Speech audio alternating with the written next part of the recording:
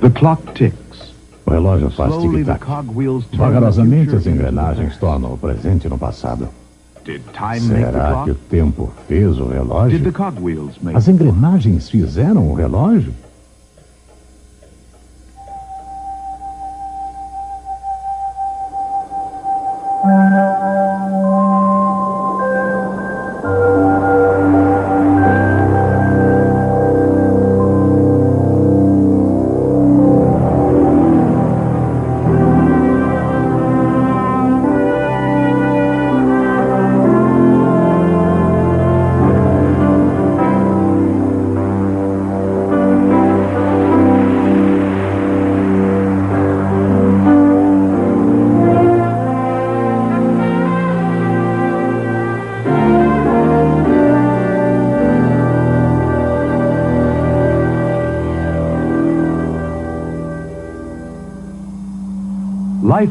Vida de todo tipo existe no nosso planeta.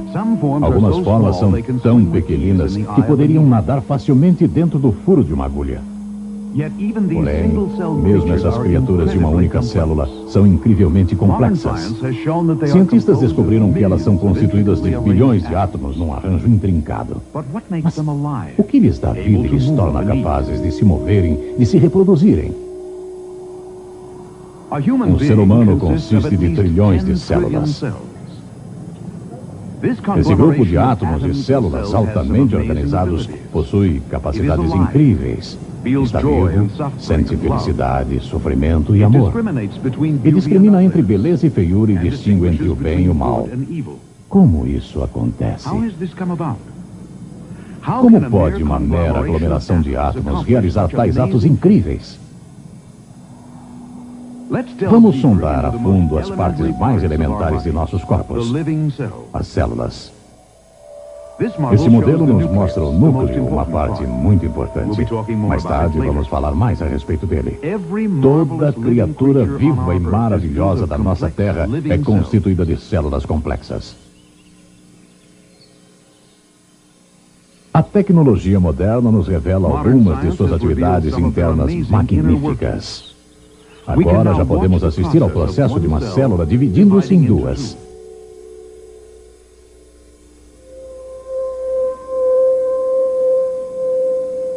Incrível, não é mesmo? Especialmente quando você se conscientiza de que as células são formadas por moléculas e átomos sem vida. O que as fazem viver? O que é a vida exatamente?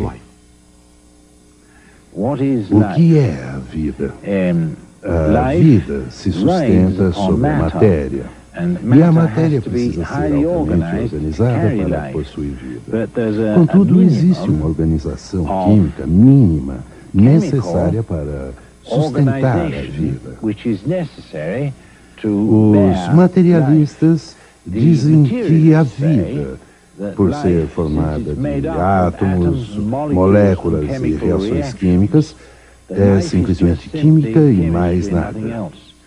Ora, devemos olhar essa questão cuidadosamente, pois a vida certamente funciona com a química e reações químicas. Mas será que podemos dizer que só porque isso é fato, a vida não é nada além da química? E porque a química acontece por acaso, a vida originou-se por acaso das reações químicas? Aqui está o cerne do mistério da vida, a célula viva. Por sua divisão repetida, nossos corpos foram construídos passo a passo. Incrivelmente, a diversificação complicada das trilhões de células do nosso corpo humano são produzidas de uma única célula, o ovo fertilizado. O crescimento do embrião é algo maravilhoso. Aparentemente surge de lugar nenhum. Complexas células nervosas, pele, músculos, sangue e ossos são formados usando a cópia do projeto armazenada no ovo fertilizado.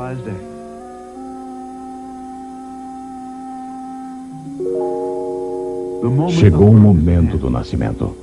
Uma fantástica série de eventos complicados acontece. Cada um perfeitamente cronometrado para produzir a mais fascinante de todas as conquistas. Um novo ser humano.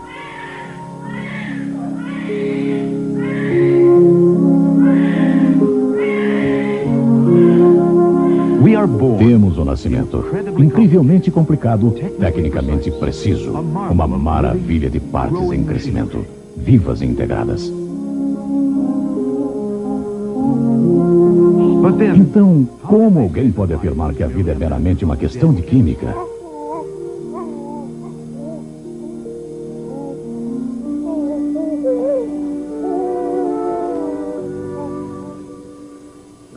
Bem, se a vida consiste meramente de química e nada além da química, a melhor maneira de entender seus potenciais verdadeiros é examinar algumas de suas substâncias químicas. Então veremos que não é meramente uma questão de química. Ora, a importante, quem sabe a mais importante, substância química da célula é a molécula DNA. A molécula DNA é uma molécula química muito comprida que contém toda a informação que faz a vida ser o que é. O DNA determina a cor da pele, determina se você vai ser um crocodilo ou uma couve-flor, determina se vai ser uma ameba ou um macaco, determina as espécies e determina as propriedades da espécie da qual você faz parte, seja ela qual for. Ora, como o DNA faz isso? Existem informações suficientes na molécula DNA de um ser humano para ocupar 1000 livros, cada um com 500 páginas da menor letra de impressão, cheios de informações de como fazer e como manter esse ser. Agora, olhe, isso é meio complicado, por isso vamos pegar algo mais simples para explicar como as moléculas DNA funcionam. Todos conhecem o código Morse. Ora, o código Morse com 2 letras, um ponto e um traço, e mais um intervalo entre os dois, é capaz de escrever toda a informação da Bíblia ou outro livro qualquer, se você conhecer o código Morse. Agora, se você pega uma simples mensagem do código Morse, tal como SOS, ponto, ponto, ponto, traço, traço, traço, ponto, ponto, ponto. Aí então você tem a mensagem completa de alguém em apuros. Ora, o código genético, os cromossomos e a molécula DNA usam, em princípio, exatamente o mesmo método de armazenamento de informação. Aqui eu tenho uma corda, e nessa corda eu tenho ponto, ponto, ponto, traço, traço, traço, ponto, ponto, ponto.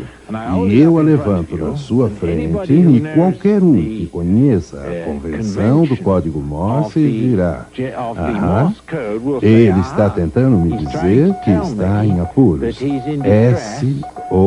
SOS.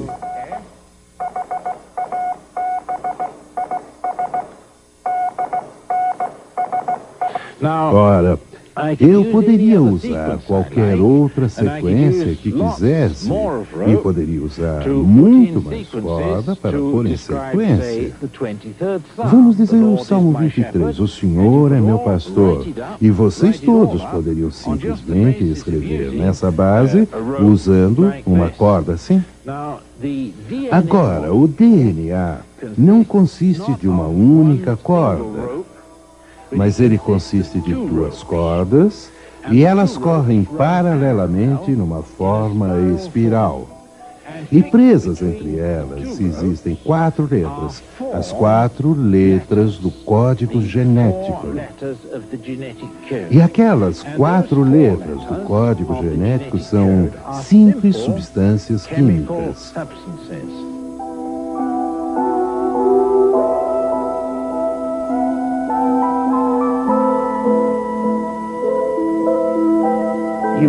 Então você tem uma molécula genética DNA muito longa toda duplicada e conectada uma à outra por ligações de hidrogênio, que são ligações químicas muito fracas. E quando uma célula se divide, ela simplesmente se abre como um zíper e uma metade vai para uma célula e a outra para a outra. Ora, isso é um mecanismo formidável de se ver, pois significa que pode-se reproduzir a informação de 1000 livros com 500 páginas de informações na menor letra em um sistema assim em aproximadamente 20 minutos. Pense em datilografar a informação de 1000 livros, cada um com 500 páginas em 20 minutos, sem muitos erros.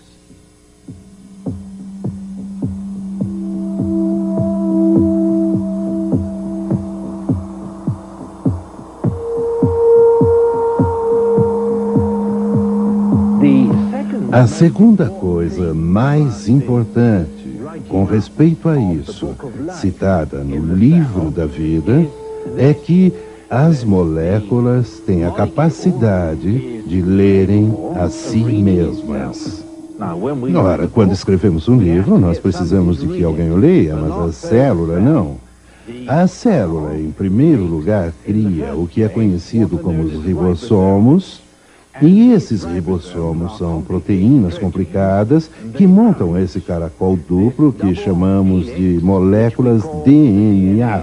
São eles que as montam. E ao montarem os segundos espirais, eles sentem as informações. Nós podemos ler isso com nossos olhos e podemos senti-los com nossos dedos.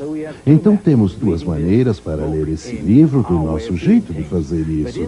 Mas na célula, o ribossomo monta a segunda estrutura e enquanto tateia onde está, lança fora as proteínas escritas na linguagem química para formar você.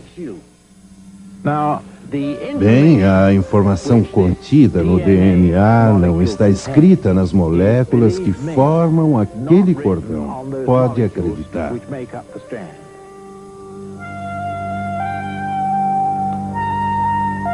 Os bioquímicos descobriram que existem 10 elevado a 87 modos de agrupar os átomos na molécula humana do DNA. De acordo com a teoria da evolução, essa molécula fantasticamente complicada, que é só uma pequenina parte da célula humana, veio a existir por acaso com o tempo, por meio da experimentação. Será que isso pode acontecer na prática? O problema é que só existe uma combinação das 10 elevado a 87 maneiras em que isso funcionaria para a reprodução. Lembre-se que 10 elevado a 87 significa 10 com 87 zeros. A maioria dos evolucionistas dizem que o universo tem menos de 10 a 20 bilhões de anos de idade. Você sabe quantos segundos existem em 20 bilhões de anos?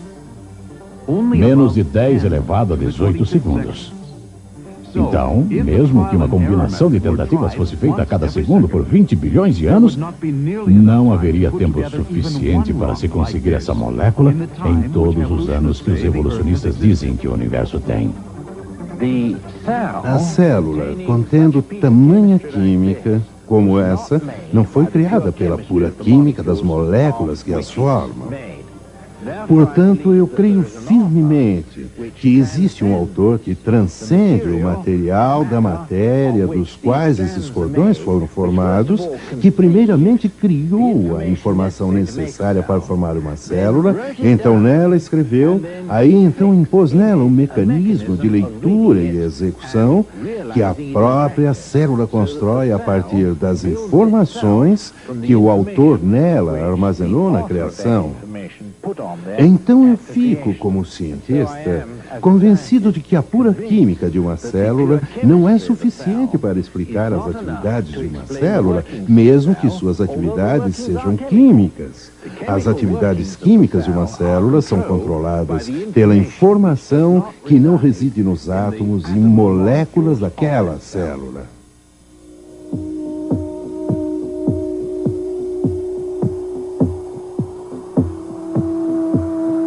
Em Gênesis diz: No princípio, Deus criou. Ele criou matéria do nada. Ele tomou aquela matéria e formou vários tipos e formas e formatos diferentes. Células viventes, pequeninas criaturas de uma única célula ou mais. Ele criou insetos, como essas formigas, sempre ocupadas em suas vidas rotineiras. E, é claro, os pássaros voadores, como essa gaivota. A Bíblia diz que uma inteligência externa criou a matéria e criou a vida.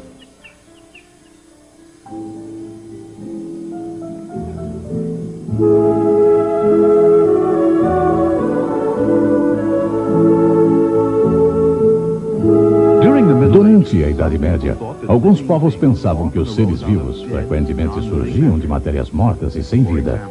Por exemplo, pensavam que os sapos surgiam do lodo e da lama num brejo e que os vermes surgiam de carne em decomposição. Essa ideia de conto de fadas era chamada geração espontânea. As pessoas acreditavam que as minhocas, os insetos e muitas outras criaturas tinham sido formadas pelos materiais em que viviam. Um cientista do século XVII tinha uma receita para criar ratos pela geração espontânea. Ele recomendava pegar uma camisa imunda e suada e então adicionar trigo. Então, depois de deixar essa combinação cozinhando por 21 dias, você descobriria que do suor e do trigo surgiriam ratos. Em 1668, um italiano chamado Redi quis saber se a carne realmente era a fonte dos vermes encontrados em carne podre. Ele fez algumas experiências nas quais ele provou que carne podre não tinham vermes, a menos que as moscas pousassem nela. Mas poucos lhe deram atenção. Foi o famoso cientista francês Pasteur que mais tarde provou conclusivamente que seres vivos nunca aparecem de matéria morta e esterilizada. Em outras palavras, vida sempre surge da vida. Os cientistas estão tão convencidos disso que eles já instituíram isso em forma de lei científica, a lei da biogênese. Porém, o evolucionismo naturalista é baseado na ideia de que a vida teve origem espontânea de matéria sem vida. Isso é acreditado, mesmo quando nenhum exemplo sequer já foi observado desde o nascimento das observações científicas.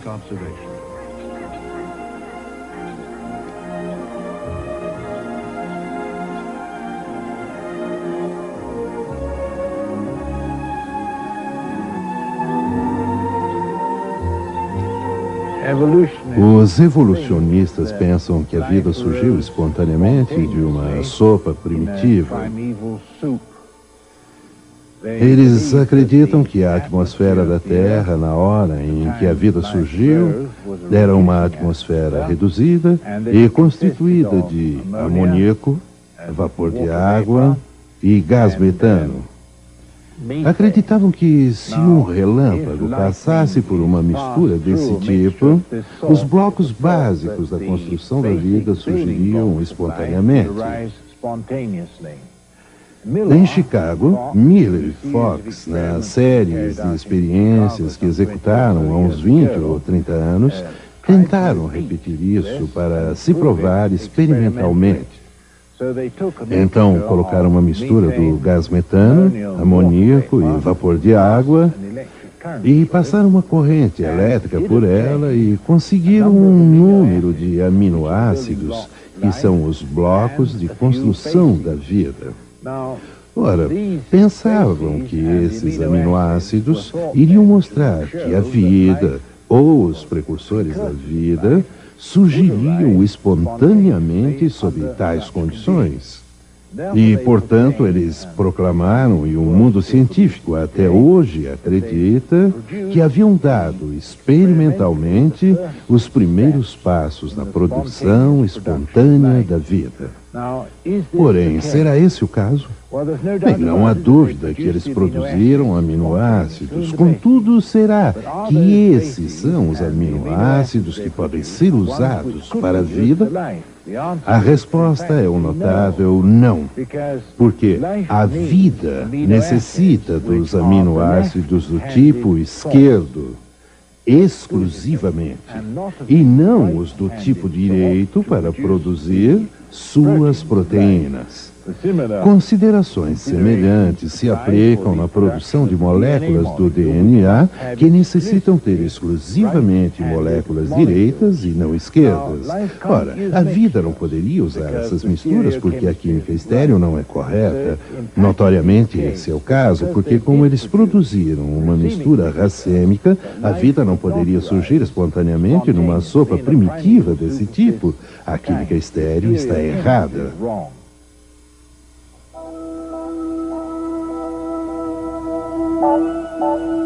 Mesmo que a experiência de Miller, no início, pareça ter marcado um gol para a teoria da geração espontânea da vida, exames cuidadosos mostraram que ela só contribuiu para complicar ainda mais a questão. Ora, o centro da questão, quem armazenou a informação original, continua sendo um mistério. Porque na experiência de Miller, a formação da mistura dos aminoácidos foi de 50% esquerdos e 50% direitos. E quando você tem uma mistura dos dois, eles simplesmente não formam a vida. A vida não pode utilizar combinações de moléculas refletidas como um espelho, pois adicionando apenas um aminoácido direito a uma corrente de aminoácidos esquerdos, destrói-se a utilidade da corrente inteira. O homem é incrivelmente complexo. Eis o cérebro humano. Um pacote aparentemente esquisito para as belezas que estão aí dentro. Se as atividades eletroquímicas das células do cérebro fossem visíveis aos olhos humanos, pareceriam algo como as incontáveis estrelas brilhando num universo sem fim.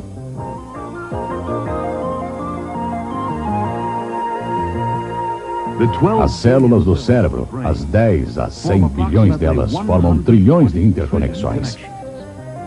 E elas são tão maravilhosamente compactas em seu desenho que a área do cérebro que está aqui, sendo ilustrada, é literalmente menor que um grão de areia.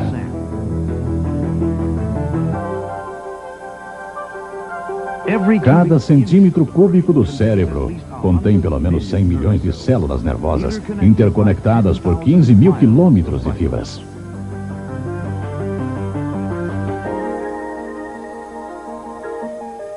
Já foi dito que esse 1,5 quilo de cérebro do homem é o arranjo de matéria mais complexo e organizado de todo o universo. Seu potencial e capacidade é estonteante, desafiando a imaginação. Será que tal maravilha pode simplesmente evoluir por acaso, com o tempo em processos naturais? A Bíblia diz que quando contemplamos a natureza, simplesmente por esse fato isolado, nossa mente pode concluir que há um Deus. Então, contemple. E contemple cuidadosamente.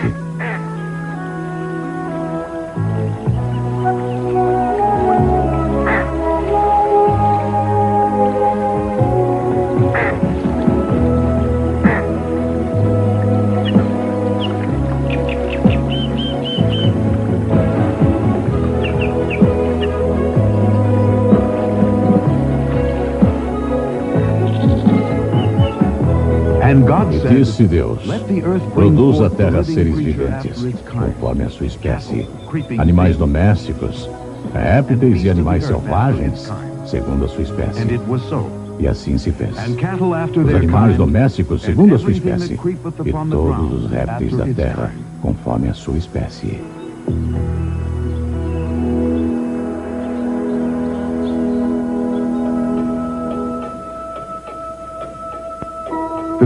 O relógio faz tic-tac. Assim como as substâncias químicas que possuem vida, as engrenagens se movem. Lentamente, elas tornam o presente no passado. Quem fez o relógio? Quem sabe a única explicação lógica é que foi alguma inteligência fora do relógio. Um relojoeiro. Pense a esse respeito. Você se lembra que no início do nosso programa vimos um modelo da molécula DNA e descobrimos que ela tem que estar em ordem, assim como um livro, para poder armazenar informações e fornecê-las novamente, de modo que a vida possa ser formada. Bem, essa informação não reside assim em matéria inorgânica. Portanto, nós cremos, e temos fundamentos científicos para isso, como vimos, para acreditar que existe uma injeção de informações em uma matéria para produzir uma estrutura cheia de informações como essas. Isto é, há um ato de criação instruindo a matéria em como construir uma célula. Portanto, o homem que acredita na criação não fica nem um pouco perturbado se um bioquímico consegue num laboratório pegar as menores partículas de terra, o pó da terra, a química da terra e com seu espírito organizar e trazer à vida um vírus ou, quem sabe, com o decorrer do tempo, uma célula primitiva. Para realizar isso, ele está injetando inteligência em uma matéria. Ora, quando vemos a beleza da natureza ao nosso redor, aqui está uma pequena flor. E quando nós nos conscientizamos que tudo cresceu de acordo com informações injetadas das matérias, segundo o que temos verificado, só nos resta ficar de boca aberta, pasmos e admiração pela sabedoria do Criador, que primeiramente teve o bom gosto de criar tudo tão lindo e também teve a capacidade técnica de fazer isso. E eu fico cheio de admiração ao contemplar a natureza ao meu redor, ao ver como Deus fez tudo tecnicamente e mostrou a beleza de seu próprio espírito ao fazer isso.